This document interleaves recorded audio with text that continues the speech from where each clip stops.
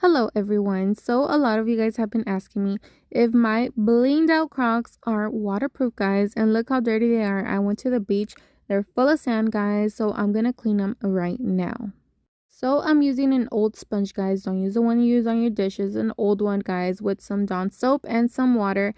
And I'm just going to go straight to it and scrub, guys. I'm just scrubbing on those rhinestones, making sure all that sand comes off.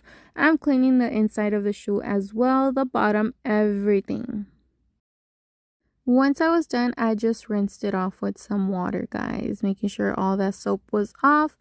All that sand was off as well, guys, and you can already tell there is no rhinestones missing, guys. Everything is still looking super good. I did the same exact thing to the other one, guys, and these are my results, guys. Look at this.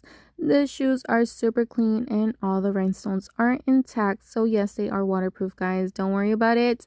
They are good to go. Thank you guys so much for watching. I hope you guys enjoyed this. Like and subscribe, and I'll see you guys in the next one. Bye.